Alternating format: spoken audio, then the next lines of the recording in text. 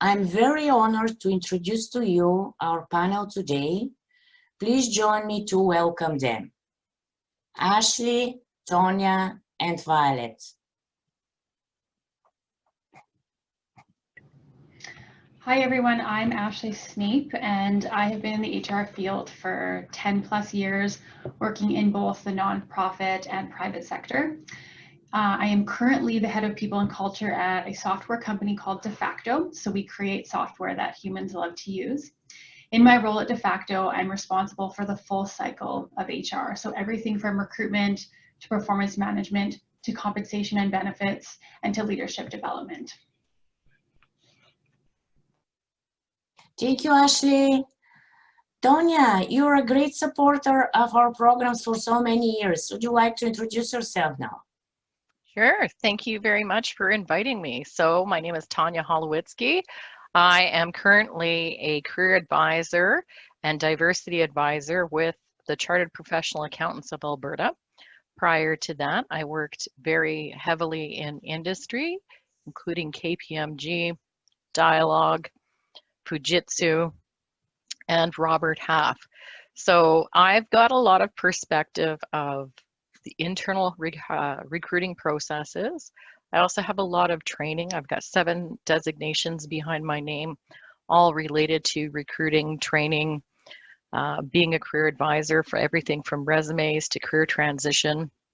But most importantly, which is why Elena knows me so well, is I've been working with ERIEC since their inception. I'm actually friends with the woman who did the feasibility study to demonstrate the need for ERIEC in Edmonton.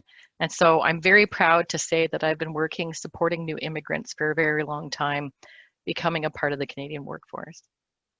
Thank you, Tonya. It's really amazing working with you, same as with Violet for so many years. Hi, Violet. Would you like to introduce yourself, please? Yeah. Hi, everybody. My name is Violet Poon, and I actually represent 4 nonprofits, and we call ourselves the Edmonton HR Cluster Group. The 4 nonprofits are Boyle Street Community Services, the Edmonton John Howard Society, Norwood Child and Family Resource Center, and Terra Center. So my role with these 4 organizations is primarily recruitment.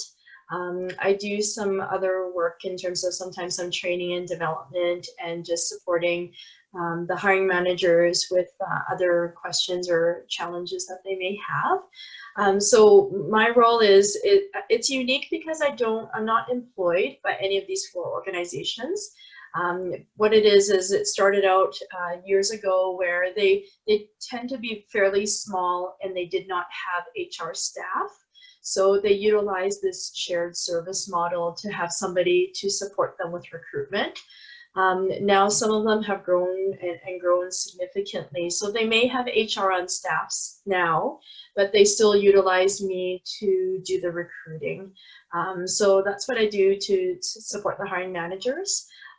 In the past, I've had some experience working directly with immigrants and supporting them with employment, finding employment in Canada in their field. So I'm really happy to always support the work that ERIEC is doing and pleased to be here today.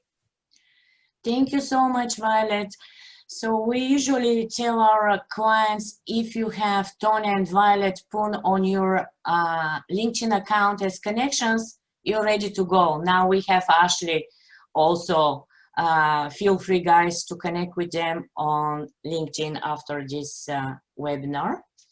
So we put together a few questions, and I believe it's better if you can see them on the screen. So those prepared questions gonna go for around 30 minutes. And then we will open the rest of the time, so lots of time based on your feedback, gonna be for questions from the audience. So you can write them anytime and we will answer them at the end. So most of the questions covers like the general HR practices. So we want to find out what's going on, how the HR people post their openings. So we would start with this one question, and maybe Tony would like to start. Okay. So many companies use technology to source candidates. How do you source most of your candidates? So I sat down and I spoke with our HR team, and quite frankly, what they do is they use job postings. So they're really heavily reliant on job boards and for their professional positions. If a CPA designation is required, they may go and use different job boards like our CPA job board, but they never use Facebook. They very rarely use LinkedIn. They tend to use Indeed, as well as just making sure they're posted on our website. So although you will always hear a lot about technology, and some of the larger nonprofit organizations have the capacity to use this technology, referred to as an applicant tracking system, smaller nonprofits don't have that capacity. So they are collecting very often resumes, either in a very basic database or actually by Excel, and they're just looking at every resume that comes in. So in terms of social media, that doesn't mean I don't recommend using LinkedIn, and Facebook is now, because of the pandemic, being more used for professional reasons. So that's something I don't want to discourage you from using, because it still is highly utilized. And for nonprofits that are having trouble, it can even happen with our organization finding somebody. It's not uncommon for us to turn to a recruitment agency to help us out. And those recruitment agencies are absolutely using a lot of more job boards, applicant tracking systems, as well as LinkedIn and Facebook. Thanks, Tonya. So Ashley, how does it look in your company? Sure. So at De Facto, we use a few different ways to source our candidates. So we do have an internal recruiter who solely focuses on recruiting. And we do passive recruitment, meaning we do post roles and we have applicants send their resumes in that we review. But we also recruit and go out and source candidates. So oftentimes it might be candidates who are currently working, not necessarily out of work, and our goal is to really build those relationships with them. So we do utilize LinkedIn quite often to connect with different individuals in different industries to find out if they're interested in making a move or where they're at in their career. We will sometimes use a third-party recruiting agency if we are looking for a very niche skill set. Often we find with some of those higher level roles, those recruiting agencies just have a bigger network to pull from, so we can utilize them. We also, like I mentioned, we post on job boards, so Monster, Indeed are very common for us to post on. And then the other piece is that we do leverage an internal recruiting tool. So this tool is sort of our house for all of our talent pool. So when someone goes to apply for a job on our website, it will automatically put them into our recruitment tracking system. We can actually filter in that system to understand what candidates are interested in what roles, where they live, and we can actually interview from that recruiting tool as well. So it's sort of our one-stop shop to house all of our data. I will echo Tonya on the social media. So we don't often use Facebook when we are recruiting or Instagram, but I would just have two pieces of advice. So for Instagram, keep your personal accounts private. Those are not usually meant to be used for professional reasons. And if you do have a LinkedIn account, keep it professional. So that platform is meant to be your professional brand. And we do often look to LinkedIn when we are sourcing candidates. Perfect. Thank you so much, Ashley. So I believe this is the most important question any newcomer has, like what exactly you are looking for when you are screening resumes. How do you pile out 5 to call for a job interview out of 500-600 applying? Violet, would you like to comment on this, please? Yeah, sure. So when I'm screening in people that have experience from outside of Canada, some of the things that I may see would be that they include their photo and they include all of their education and all of the diverse experience they have. So for myself, I do look at every single application that comes in. I don't use an applicant tracking system. I look at every single email of the resumes that come in. And so if it has a photo, that's fine. Like we don't really kind of pay too much attention to that, but people who put all of their diverse experience in their resume, the challenge is sometimes to identify the pieces of a person's experience that's most relevant to the job that they're applying for. So what I would suggest is that really people looking that, and it's great that they have lots of different experiences that could apply in lots of different roles in the nonprofit sector, but really to identify what it is in their experience that's most related to the job they're applying for. So really looking at the job posting, looking at the organization and their website, looking at the values of the organization. So we tend to include either a link to the values on the job posting, or we put the values in the job posting. So I strongly advise like all candidates to look at the values, look at the website, and then really try to identify how they are aligned with the work that's being done by the organization. So if there's values that really resonate with you and are really important to you in the workplace, really to demonstrate that and show that in your resume and especially your cover letter as well. I would say also for myself and my nonprofit organizations is that if people have volunteer experience, that would be really valuable as well to see on their resume. Thanks, Violet. Tonya, would you like to add anything else? Is it true that only 5 seconds to screen a resume? It's 7. And in the latest study by the Ladders, the reality is recruiters who look at a lot of resumes, the initial time that they're going to look at a resume to determine whether they want to read the resume is a skim. So it's not saying that recruiters don't read resumes. What it is saying is that they look just for pertinent information really, really quick, and then they decide, am I going to read this in detail later, or is this just absolutely a no interest resume? So that's the answer to that specific question.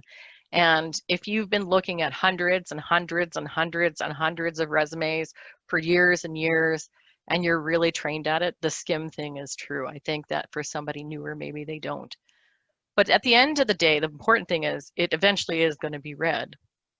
The things that stand out, I checked in with our HR team, and I'm going to contribute my own personal experiences and thoughts on this. On our HR team, they really do not like seeing the photos. They do not like seeing the marriage status, the date of birth. Anything that is protected status under Canadian human rights doesn't belong on a resume, and it bothers them. So this, they were kind enough to share that with me. They also don't like long resumes. So a resume that's 15 pages long, they're not wanting a book.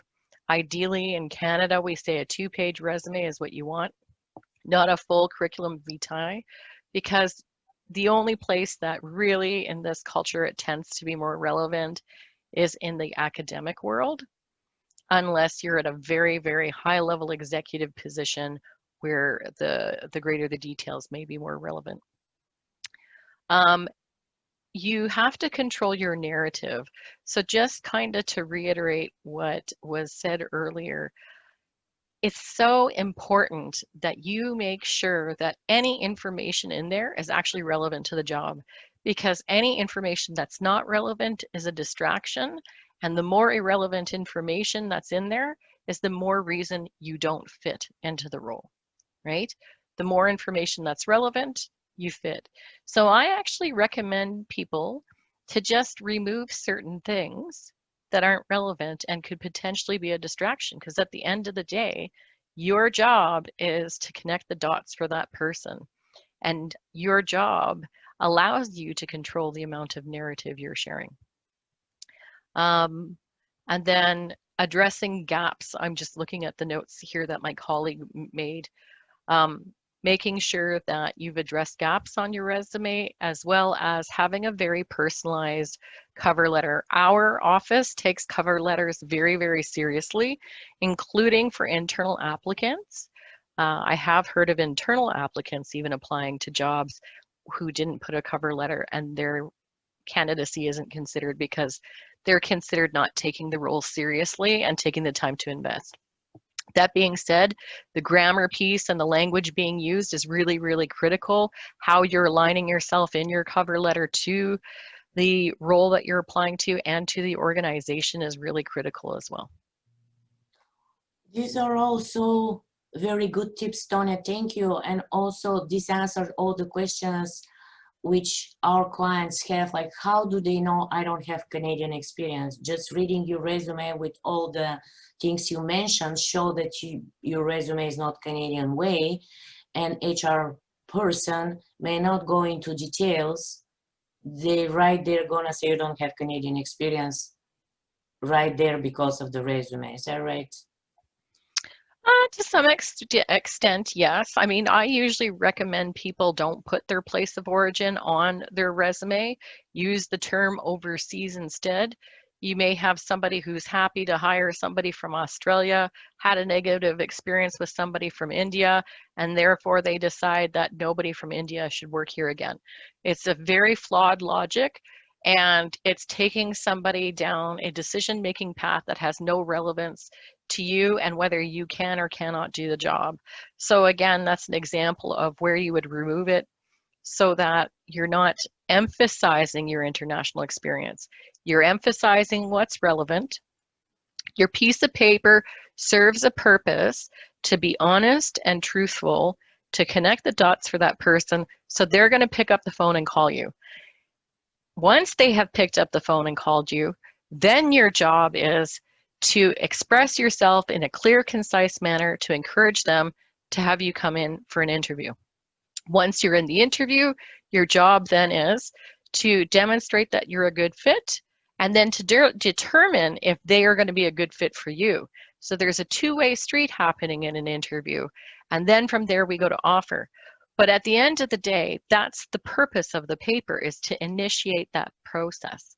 It's not to answer all the questions in an interview. It is not to overly indulge somebody in reading, because the reality is they're just reading it to decide whether they want to call you. Thank you so much, Tonya, which leads us to our next question about the job interview. Because once we overcome the resume screening process, Ashley, do you have some tips for the job interview? Sure. So some advice for preparing for the interview, and then also some topics that you might not want to discuss in that first interview. So let's talk about how to prepare for your actual interview. So this first step aligns also with how you've probably crafted your resume to prepare to apply for this role. So again, when you're preparing for the interview, you want to take a moment and review that job description that was posted. So be prepared to answer questions around your experience as it directly relates to that job description. If there are skills or competencies listed in the job description, think about how you can show to the recruiter that you have done these or that you have these. On the flip side, if I'm the recruiter and I'm reviewing your resume, I will likely ask you very specific questions about what you have listed in your resume. So be sure that anything you've listed in your resume is actually something that you've done and that you're able to give examples of how you've done it. I have been in interviews before where I've picked pieces from a resume to ask further questions on, and maybe the skill set that you led or you created this system. When I asked the question, the person actually said, I didn't lead that, my manager led it. I actually just supported it. So it's very different in a resume. So you want to be very specific in what your skill set is. Number two is to do your research on the company. So Violet, I believe you spoke to this earlier on looking at some of the values that you may align with. So when you're coming into that company, understand what do they do? Are they a software company? Are they a nonprofit company working like the YMCA, working with children? What are their core values? Oftentimes there will be questions that are asked of you that relate to the core values of the company. And as a recruiter, we're sometimes curious to see how you will answer those questions to see if you align with our core values. Next one is take a look on the website and understand who the team is. This might give you some insight into who you might report to, what the management level looks like. It might give you some insight into some questions that you might want to ask. As Tonya mentioned, your interview is a two-way street. So it's an opportunity for the recruiter to get to know you, to see if you're a fit, but you're also going to ask questions to see if they're a fit for where you want to work. Number 3 is dressing the part. So I'm not saying that for every interview you need to go in wearing a suit and a tie and a very fancy outfit. It's more just to dress professionally. So, you know, if you're interviewing at the YMCA and you're interviewing for a lifeguard position, I wouldn't expect that you're coming in a suit. I would expect you might be coming in some clean slacks and a clean shirt.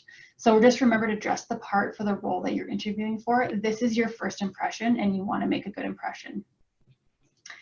Number 4 is a little bit on video interviews. So as we know, a lot of the interviewing right now has been remote, and it's often over a Zoom call or a Teams call or a Skype call.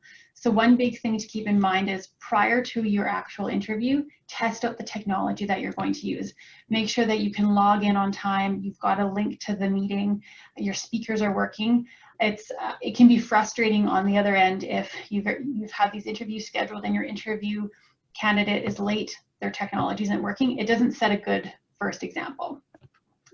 And the other piece to be aware of with these virtual interviews is your background. So sometimes when you join a call, you forget that you could be at home having this call. So just take a moment to tidy up your background. It's quick housekeeping to do, or like Violet has, you can put on a background that's just a generic screen to blur out anything else that's happening potentially from in your home. Again, you want to come off professional in this interview and that you're taking it very seriously. I do have one topic that I would suggest, in my opinion, not to discuss in your first interview or in any of your interview processes. And so I always recommend to not poorly criticize or talk poorly about your previous employer. So we all leave roles for different reasons. And I think the number one thing to remember is to never burn a bridge.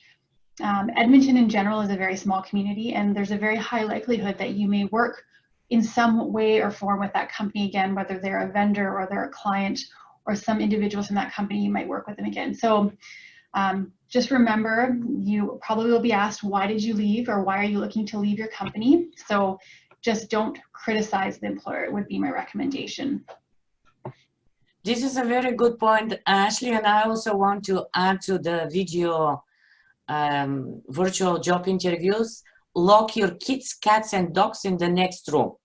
That's what. And actually, the fit thing, that's a big issue.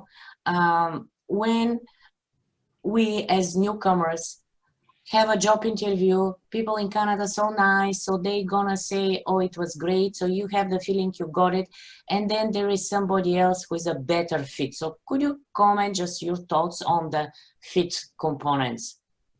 Sure.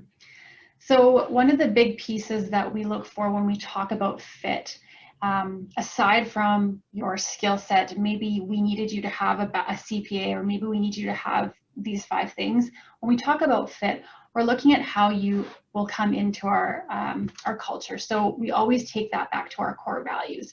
We want to make sure that you align with the core values. And so our hiring process and our overall process once you're an employee is we hire based off our core values, we will performance manage based off our core values, and oftentimes an employee will exit because of misalignment with those core values. So those are core values will be posted on our website, they will be posted in the job posting, we talk about them in the interview. It's part of our constant conversation. So fit for us is alignment with the core values, and that's really what it comes down to for us. Thank you, Ashley. Violet, would you like to add your thoughts on the fit component of the hiring process? Yeah, I'll add to what Ashley said, because it really is, a lot of it is the assessment of the candidate and that alignment to those values. So from the job posting, from the pre-screen telephone calls that I make to the interview, a lot of the questions are talking about the values and what people have done in the past that's aligned to those values. So, for example, one of the questions that I'll ask in a pre-screen is that I may ask a candidate, which of the core values are you most aligned with, or how would it inspire you in this job? How have you incorporated that into your professional and personal life? So we ask some really, really specific questions about the core values and how people are aligned to them. What also some of my hiring managers are doing is in the interview, They are not just asking kind of the Q&A type questions, but they're trying to really be creative to kind of have that assessment in terms of fit.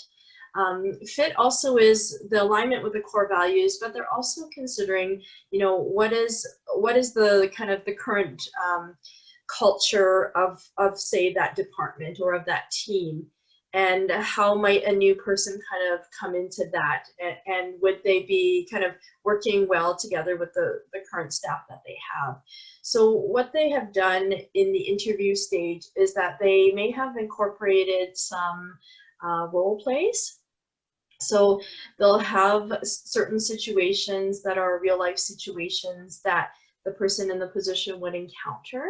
And then the panelists, the interview panel, will actually kind of roll out the situation with the candidate. And then that's also another way for them to assess in terms of how that person would, you know, behave in those situations. So we're kind of moving a little bit away from kind of the typical question and answers that people can, I'll say, easily prepare for by, you know, researching and searching online, but really throwing in some really specific situational questions, whether it be the behavioral descriptive questions and say, you know, tell me a time that you had to do this, or if this was the situation, what would you do?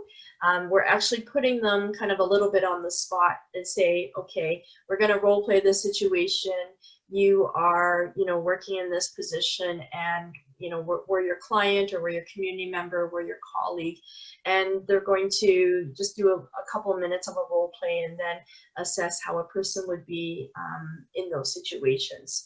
So that's kind of some of the things that my clients and my hiring managers are doing now to assess for that. Thank you, Violet. Tonya, any thoughts you want to add? I'm going to be honest with you. I think Ashley and Violet did a really exceptional job of covering everything. I think the only pieces that I can add is it is really hard, in my opinion, for somebody coming from a different country to really wrap their minds around Canadian business culture fit. And a part of it is because nobody knows how to explain it to you, and nobody knows how to train it.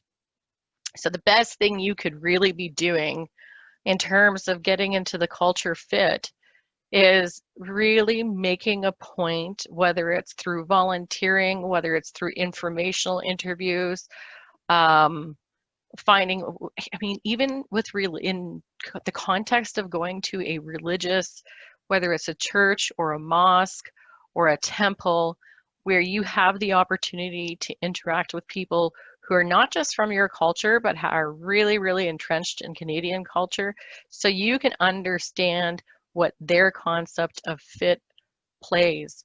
The reality is you can work with companies that really embrace diversity, and so they hire for diversity, but they onboard for same. And so same as me is the same language I use, the same way I dress, finding the same jokes that I say funny, knowing when to do what and why to do it. And so the organization is assessing for fit, and that can be really hard to assess properly for a company as well as yourself. And so when you're answering questions and you're thinking about, do I fit with this organization? First of all, you know, Violet said asking questions that aren't the typical ones that you can research. My answer to that is, even if you're getting questions that you can research the answer to, the only right answer is not what's on Google. The only right answer is your personal truth. Because the more honest you are, the more properly they can evaluate whether you're going to be a fit. And the more in tune with what's important to you, the better questions you're going to be able to ask them to determine if they are going to be a fit for you. And when you understand yourself and what are your needs, you'll articulate them better. So I think those are the only add-ons, but I do not, there's nothing that I can say that Ashley and Violet said that I disagree with, and it's kind of taking a little bit out of me to find anything to add on to that. Thank you, Tony, which leads us actually to our next question, which is about networking, because in addition to volunteering, networking is a very important activity a newcomer should do. And what are your thoughts on that? Because you're a great connector here in our community. So what's your advice for our clients? So the interesting thing about the nonprofit world is the fact that some nonprofits are very small, and it doesn't matter whether they're in human services or they're a small association. Nonprofit covers a lot of different things. And some nonprofits do not have a lot of resources. And those who don't have a lot of resources, they may have one HR person that does absolutely everything, including the recruiting, and they just won't have the time to go out and network. But I don't want to discourage you from networking at all. The benefit of networking is you can then get a referral from somebody. So volunteering is a really good way to get introduced to the people who are currently working somewhere, or perhaps people who sit on boards of other places. And I think for nonprofit reasons, that's one of the best things you could be doing, is going out into the community, volunteering for different nonprofits, because it's also that volunteer work is going to align with what those nonprofits are doing and give them an idea that you have a comprehension of what their challenges are.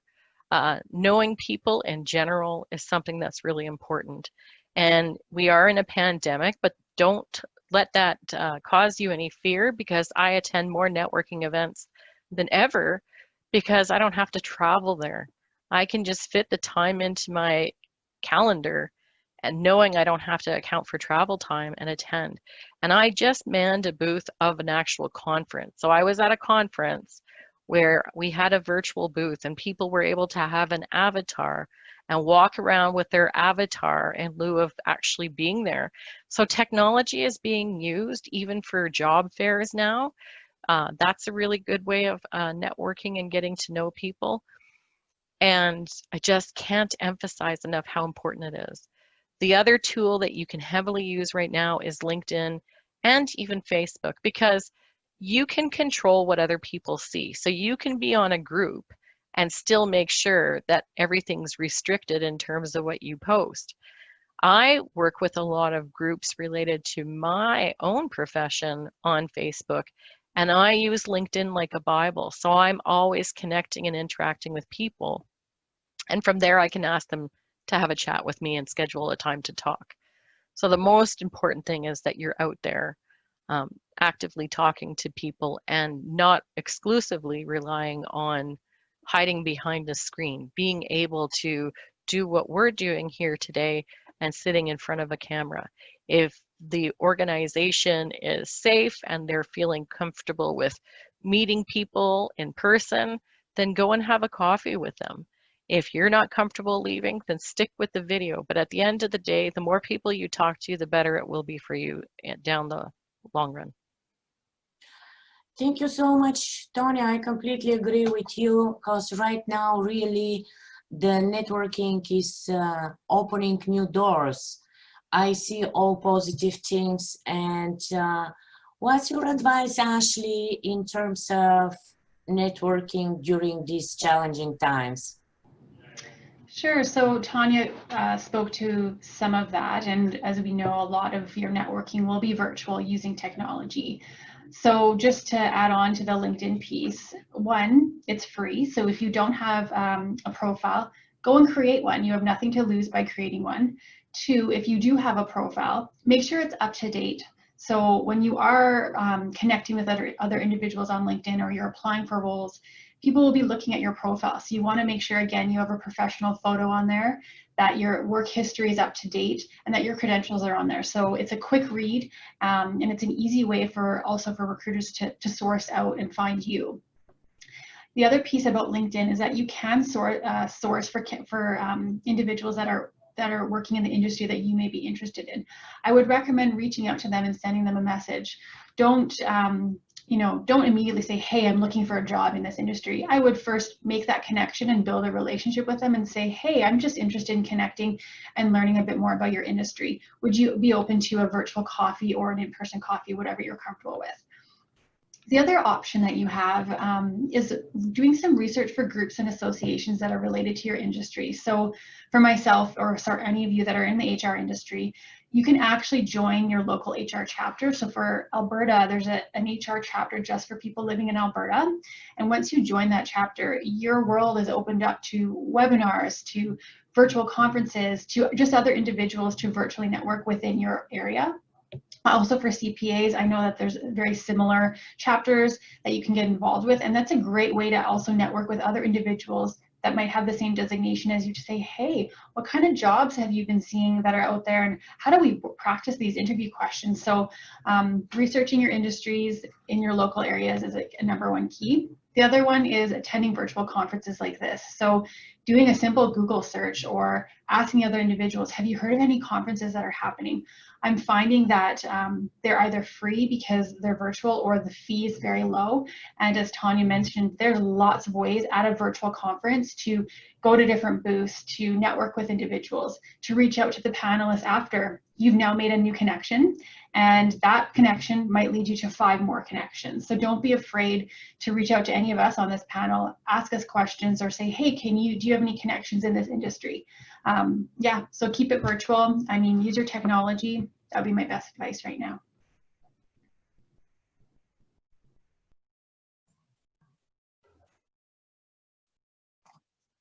Thank you so much, Ashley. And guys, don't forget ERIEC's career mentorship program and the networking programs. That's another great opportunity.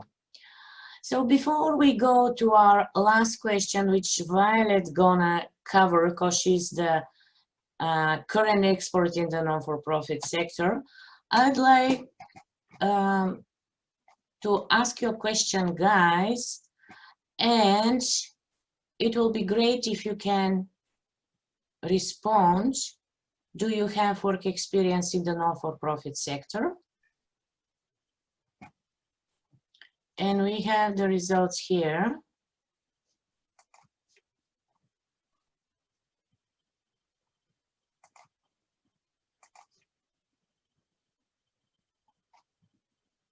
So we can see that 40 people, 57% have experience. And 43 do not have any experience. So the other one I'd like you to do is, so that Violet can comment on that one, is, do you consider career in the non-for-profit sector? Which is interesting to see the difference between, so that's interesting.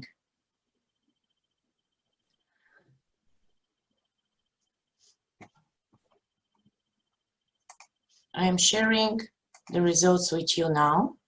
So it's a huge difference between people who do have experience and those who consider career. So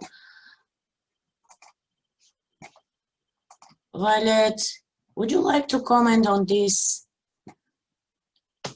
And also on the fact, like, well,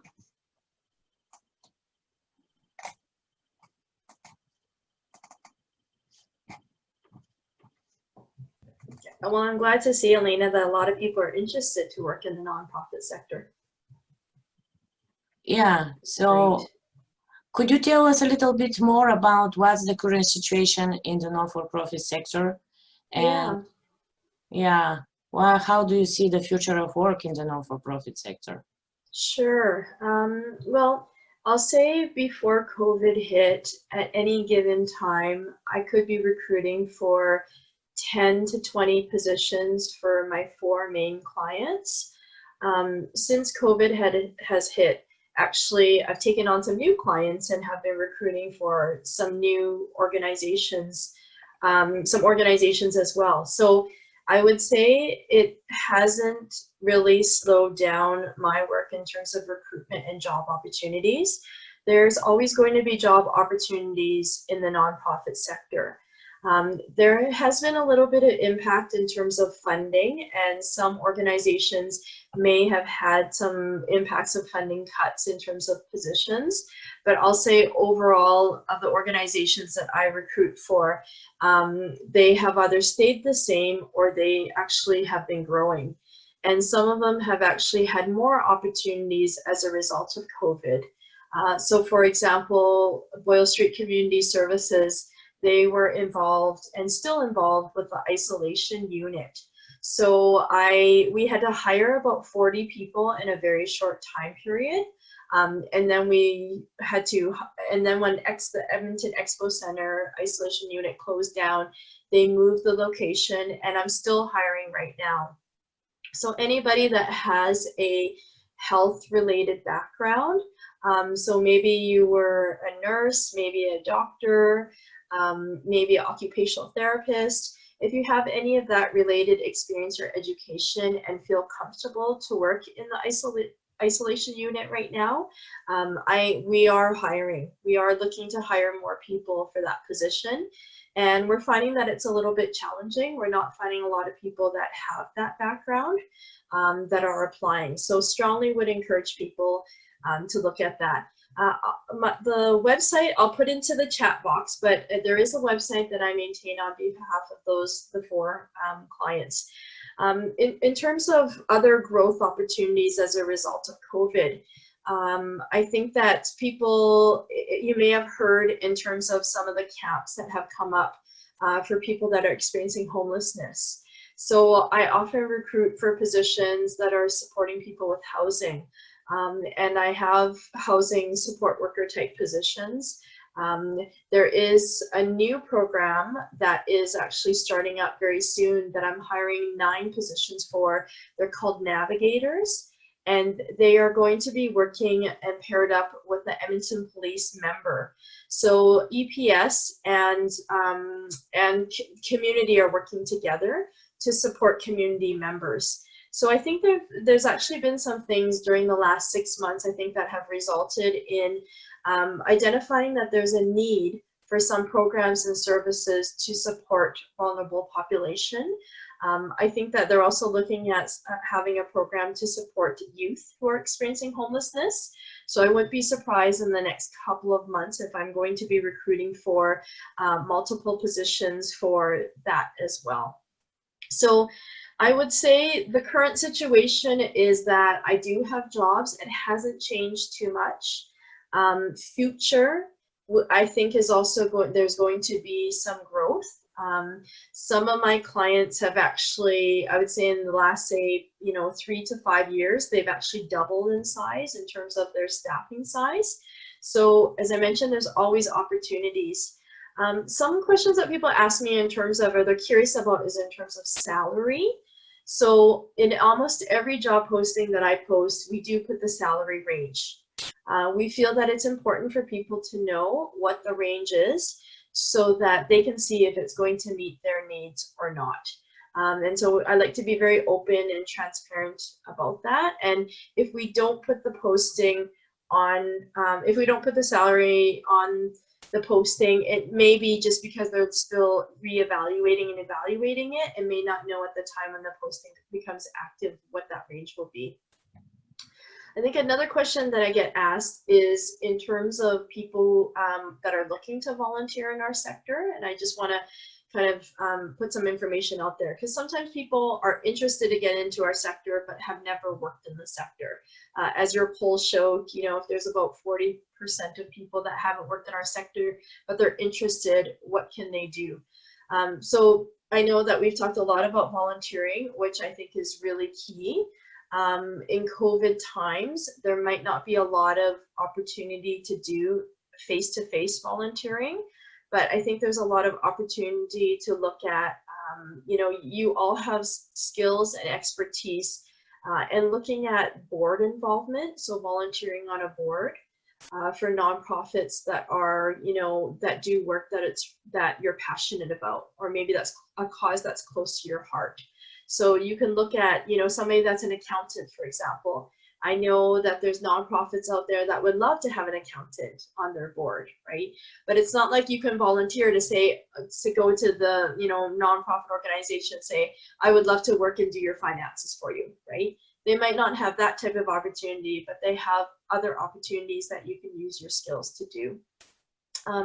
People who don't have experience in our sector, maybe you do have different education and different experience and you're curious about it, I would really encourage you, and Tanya and Ashley spoke a lot about like networking. I would really encourage you to connect with people that are working in our sector and working in the organization that you would like to work in, and be able to spend some time with them and doing, say, for example, an information interview. So maybe talking to them a little bit about how they got into the sector, or what are some things that you could be doing. Because sometimes some of the positions that I recruit for, if you've never worked in our sector before, it may be a challenge. And I'm also very open to tell people that there's some organizations and some work that could be very challenging and very difficult, and it's not going to be for everybody. So people that maybe work at, you know, one of my clients, for example, at Boyle Street Community Services, they might not be a good fit, or they might not enjoy working at one of my other clients and other organizations, and that's okay, right? That's where the interview, that's where the information interviewing, that's where your research could really identify where you would feel passionate about the work and you would feel comfortable being in that environment.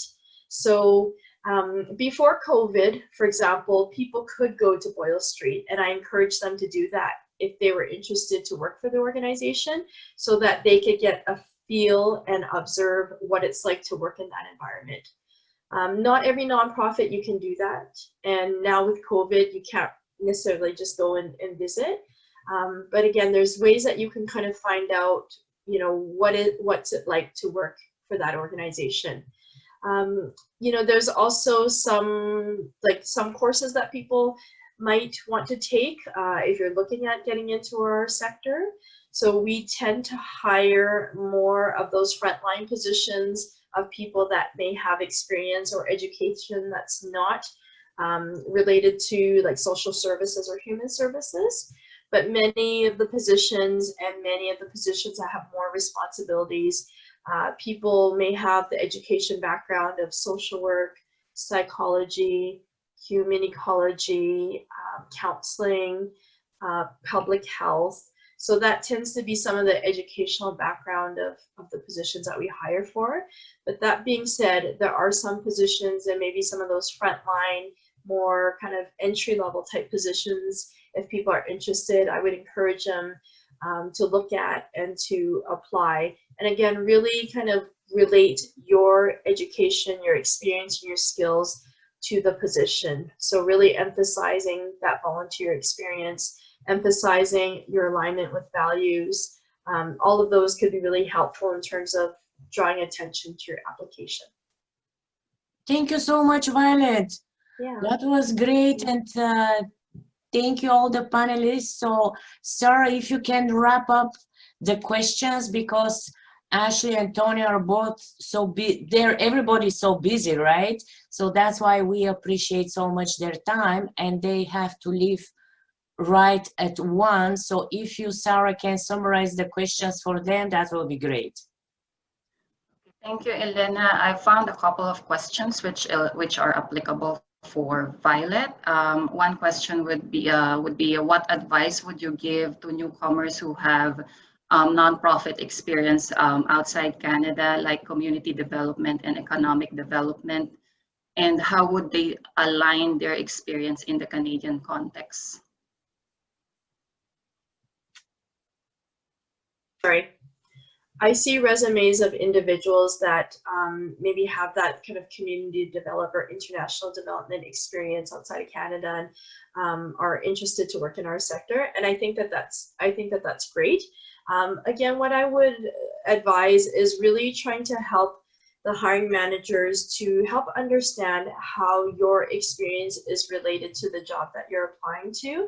And so what that means is that really what I would recommend is people trying to do research into the program that you're applying into, and really looking at what is the work, what is the program, who are the partners sometimes involved. So a lot of times in our sector, we collaborate. So we may collaborate, for example, I mentioned with the police or Edmonton, Alberta Health Services, AHS, or we may collaborate with other nonprofits. So do as much research as you can, identify where there's similarities and relevancy to what you've done, and really just be clear and concise in your resume, and also help us to understand that maybe even in your cover letter as well, to help us to relate it to your experience, because I think all of that would be helpful. Thank you, Thank Violet. you. Thank you, Violet. A lot of our clients are also wondering how they could volunteer during COVID. Any advice? Ashley, maybe? So I will speak a bit more to what Violet had talked about with potentially joining a board. So I'm actually on the Norwood board as the HR representative, and throughout all of COVID, we have had our board meetings virtual. So that was an opportunity to be part of something where you're volunteering your time and it's virtual. I don't know if I can speak to a lot of the other volunteer type opportunities that have happened during COVID, but I would say joining a board is a great opportunity to get some experience potentially in the nonprofit sector and see if it's something for you, and also to give back to your community, and it can be virtual. Sarah? Thank you, Ashley. Thank you, Ashley. And a few of our clients are also wondering any specific certification in the nonprofit. What would you advise in that, Violet? Yeah, so if you don't have your first aid in CPR, that would be great. Although I know with a cost associated to that, I don't recommend that people necessarily get that right away. Just it is a condition for most of the positions that I do recruit for. If there's ways that, in terms of like online resources, looking at anything related to Indigenous awareness training, for example, that could be very helpful. I know at Norwood there's Brain Story certification that I understand is an online free certification as well. So if you are interested to work with young children, I certainly would recommend looking into that. Some of the training in terms of like crisis intervention, some of that training, there is a cost associated with that. And it would definitely be an asset if people had that, before they started a position, but because there is a cost and it can be a high cost, many of the nonprofit organizations provide that training to employers. So I think in terms of training, I think if you look at, any kind of online resources now, that's related to working with, Indigenous population, diverse population, young children, there might be some of those free kind of online resources and training that people could look into. Thank you, Violet. There's also another question. How could they prevent, or how could they identify job posting which are scam related? Which like a job posting which is not real, or it's a fake job posting. Maybe Tonya can respond.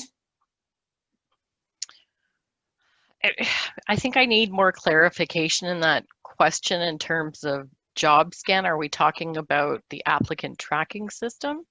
No, I believe we are talking about sometimes newcomers do not realize that this is a scam. For example, I'm gonna hire you, but you have to pay $1,000 for your software.